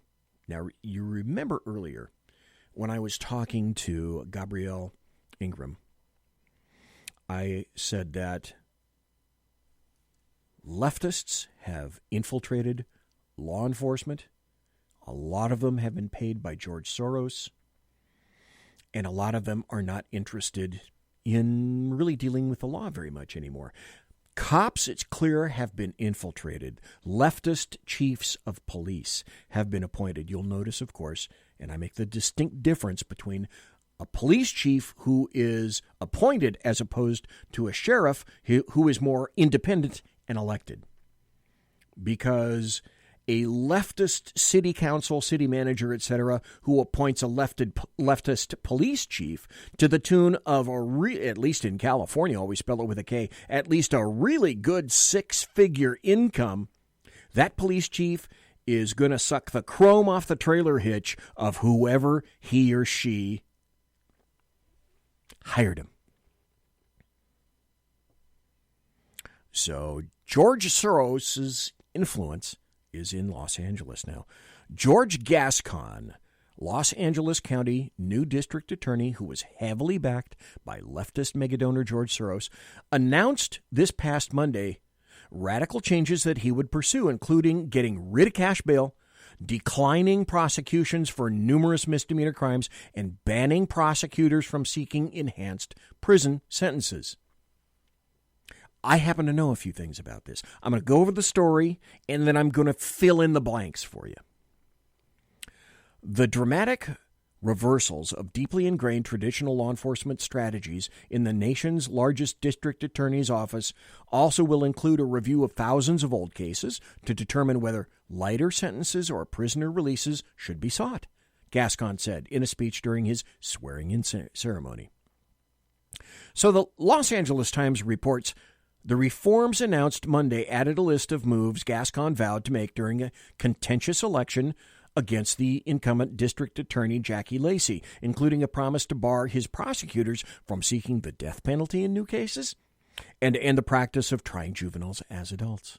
I'll tell you about that, too. He followed through on both issues Monday, announcing them among the slew of new policies he's implementing. Gascon issued a directive to prosecutors notifying them that the following misdemeanors would be declined for criminal prosecution moving forward, with some exemptions, mostly not. Trespassing, disturbing the peace, driving without a valid license, loitering to commit prostitution, resisting arrest. I'll get to those. The purpose of the Diversion Policy Directive is to utilize remediation to protect public safety, promote individual rehabilitation, and encourage prosecutorial discretion. So now, not filing cases for actual crimes is prosecutorial discretion. Euphemisms. Leftists are full of euphemisms. I recognize for many this is a new path. Whether you're a protester, a police officer, or a prosecutor, I ask you to walk with me. I ask you to join me on this journey, Gascon said. We can break the multi-generational cycles of violence, trauma, and arrest and recidivism that has led America to incarcerate more people than any other nation.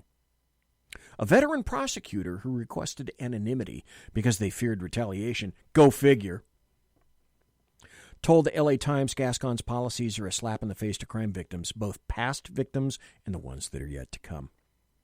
His blanket policies do not take into account that we are the only people standing between truly dangerous criminals, imagine that, and the general public. I'm already getting concerned emails from concerned citizens. What am I supposed to say to them? So the LA Times reported in November that Gascon had been boosted over incumbent Jackie Lacey by millions of dollars from Soros and philanthropist Patty Quillen, whose husband is Netflix CEO Reed Hastings. Because people are limited to how much money they can give directly to a campaign, the majority of the money given by big-time donors are given to super PACs. Soros, by the way, was the top donor in the race, giving $2,250,000 to back Gascon. So, let me tell you a little bit about what this means. I speak leftist, so I'll translate some of this crap for you.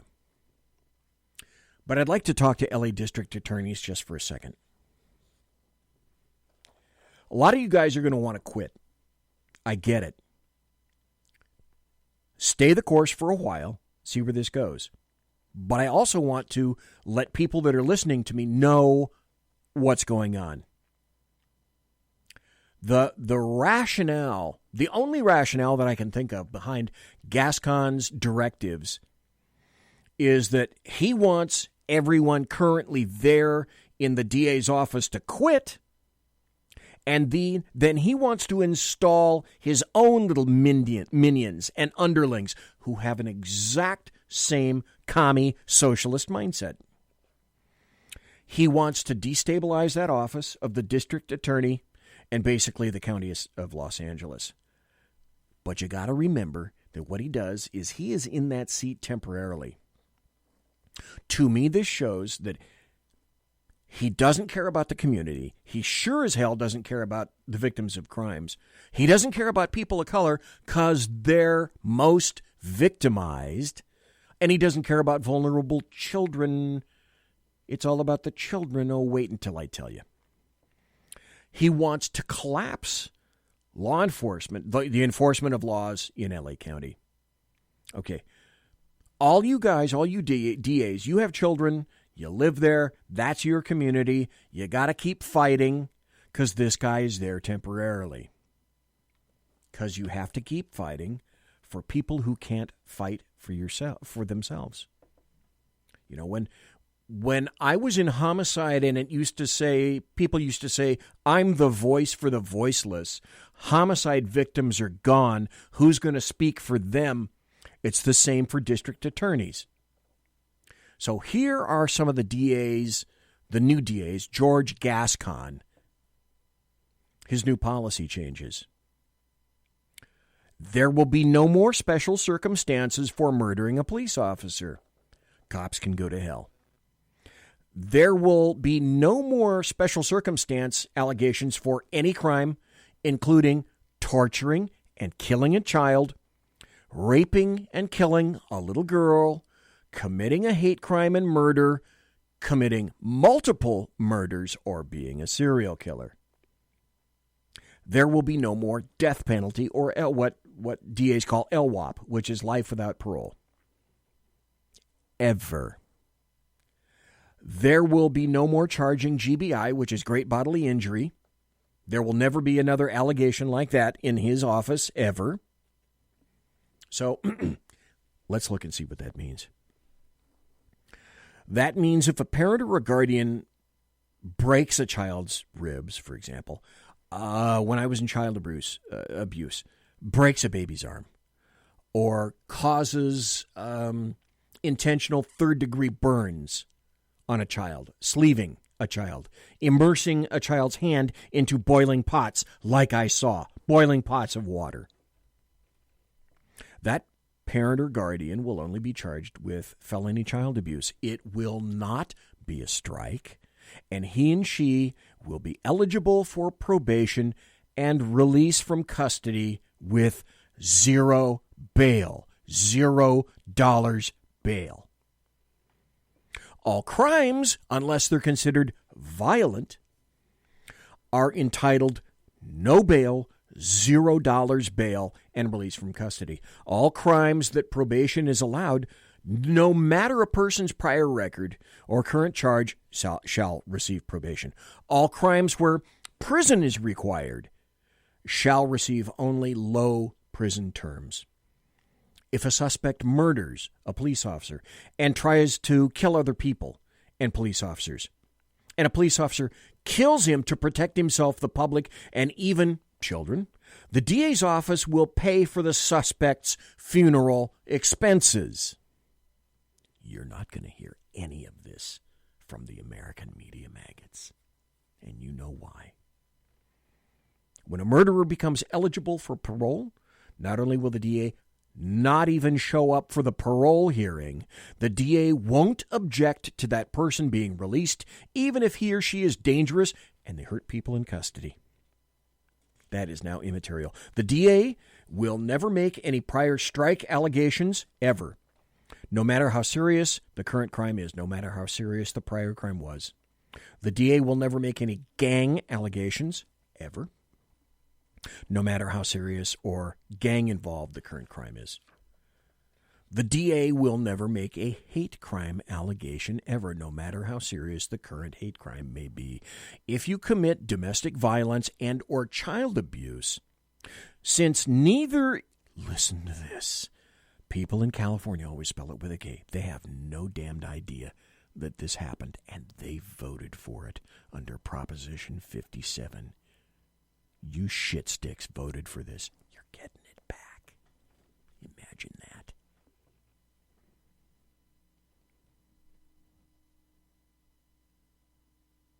If you commit domestic violence or child abuse, since neither is considered a violent felony under Proposition 57, which is what you guys voted for, a perpetrator is always eligible for immediate release from custody and $0 bail. This is Los Angeles County. This is George Gascon, the new DA. That means every person who's arrested and is charged with domestic violence is going to be released immediately. There is no more protection for the victim. All murders will be considered second degree with a max of 15 years to life. I'm not making this up. If you torture a child and murder that child, if you rape a child and murder that child, if you kill a police officer, and if you kill an African American person because of his or her race, it is a presumed 15 to life. There will be no body attachments for victims of crimes. I'll explain that in a second. There will be no body attachments for witnesses of crimes. That's when you're dealing with an uncooperative witness. If a victim isn't cooperative, the DA will dismiss the case. The DA will not be able to subpoena non-cooperative victims. And you can never seek high-term imprisonment. You can never acquire a bail enhancement, even if that person gets released on one case and immediately commits another crime while he's out on bail. You'll love this if you're living in Los Angeles County. The DA will never charge a misdemeanor, 148 PC. That's resisting arrest. I'm going to give you the penal code section, then I'm going to tell you what it is. The DA will never charge 422 PC. That's threats of death or great bodily injury. The DA will never charge PC 602. That's trespassing. Or disturbing the peace. That's 415. Okay, what does that mean? I speak leftist, so I'm going to tell you. That means that cops in Los Angeles County, county, they're now going to be basically perennial punching bags. They will have no satisfaction in criminal courts. Ever. Threats made from people having the means, motive, and opportunity to kill or greatly harm people, that's immaterial now. Illegally taking or occupying any area, any building, won't be charged, including your property or your house. Fighting, creating chaos, noise, cacophony, bedlam, to possibly include rioting, won't be charged. The DA will always allow for diversion and dismissal of any misdemeanor. Oh, wait. Oh, yeah. In California, drunk driving is a misdemeanor. That's a good decision. If you're 16 or 17 years old, you will never be tried as an adult, even if you commit multiple forcible rapes, murder a police officer, commit multiple murders, or multiple hate crimes and murders. A minor will never be charged with a Let this sink in. A minor will never be charged with a misdemeanor again. Minors can never be charged with property crimes, or drinking, or drugs. Minors can never be charged with possession of, child pornography. Minors can never be detained for a probation violation. The policies and directives of Gascon are not progressive. These policies are not in the interest of justice, not in the interest of the public. These policies are physically dangerous.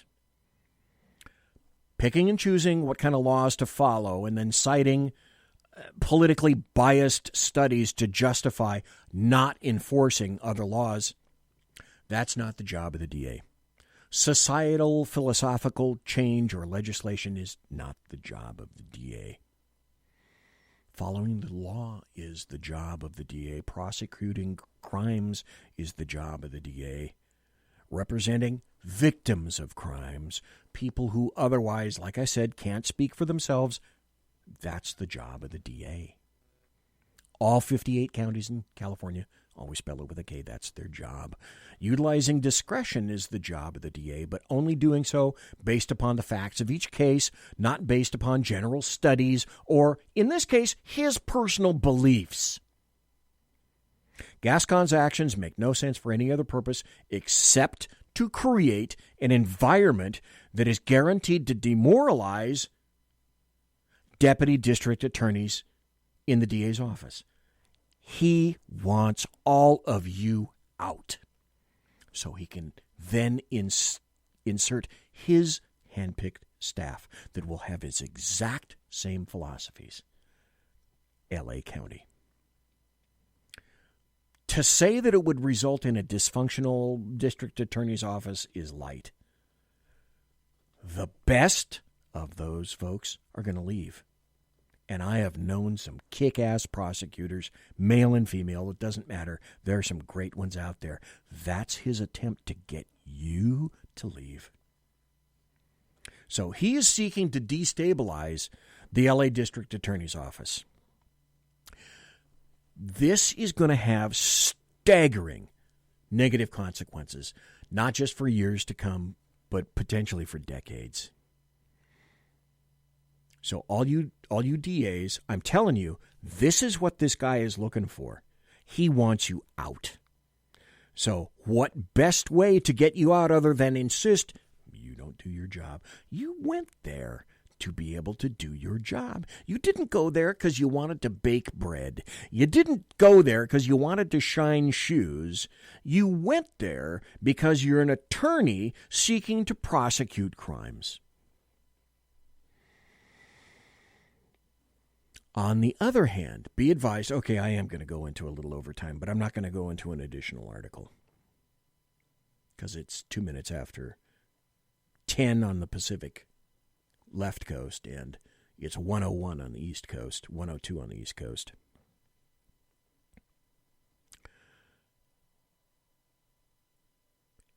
He's going to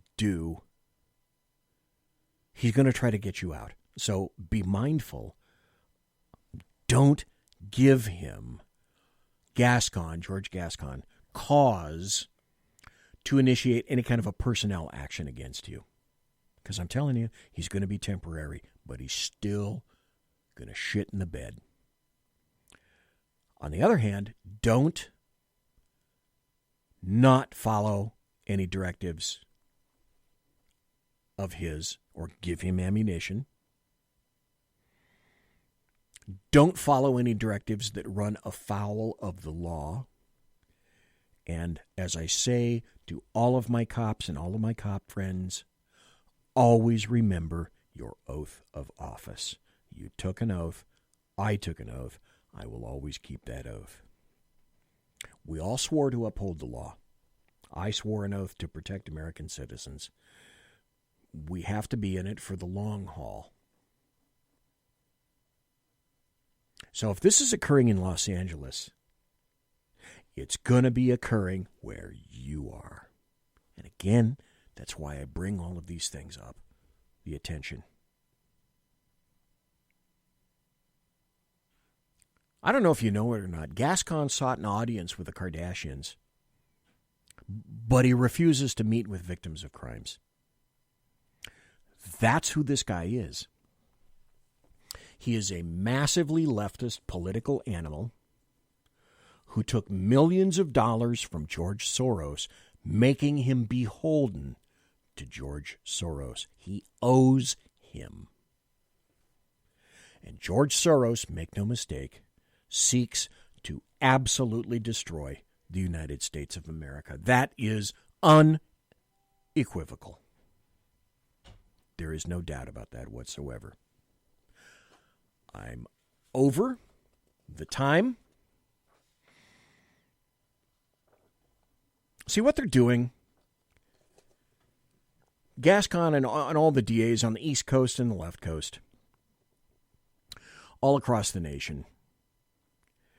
They all exist now as tools to overturn the rule of law, to sow chaos, to sow mistrust and confusion into basically the last bastion of defense against the eventual push into socialism and communism. They've infiltrated law enforcement. They're here in the district attorney's office. Law enforcement to them means not enforcing the law. The district attorney who is charged with enforcing the law gets to determine what laws he or she won't enforce. I've said this before and I'll say it again.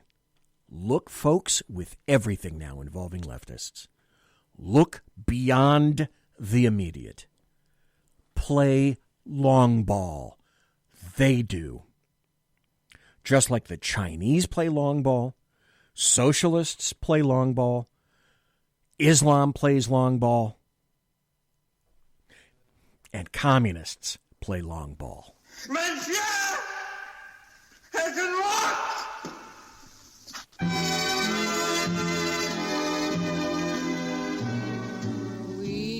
So, ladies and gentlemen, boys and girls, children of all ages, thanks for listening to the Bloviating Zeppelin's Berserk, Bobcat, Saloon radio show, live and direct right here on the SHR Media Network. If you want to contact me, you can find me on Twitter. I'm really active on Twitter at BZEPBZEP. Twitter just has not screwed with me like Facebook does. Facebook is merciless. Screw them. Promotional consideration is also by the Lockheed Martin Skunk Works and also by the Boeing Company. If it ain't Boeing, I ain't going. And also by the by Pratt & Whitney engines, who have thrust you can trust. Also, thanks to my personal KC-135 Kettle One refueling team, with whom I will be consorting in less than an hour. 45 minutes, maybe? Thanks to Gabrielle Ingram for being here tonight for the entire first hour. Thanks to you for being in chat. Thanks to everybody who listens in podcasts. Thanks to the American Trucker. You keep America moving now more than ever. God bless everybody. Have a great weekend. Take care. Be safe. I'll be back Tuesday.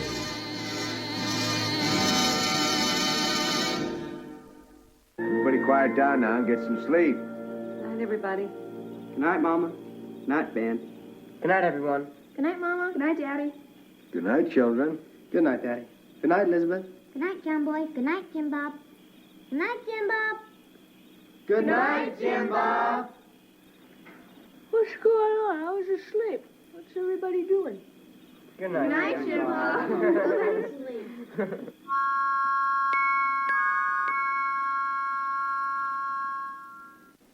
Good night, and good luck.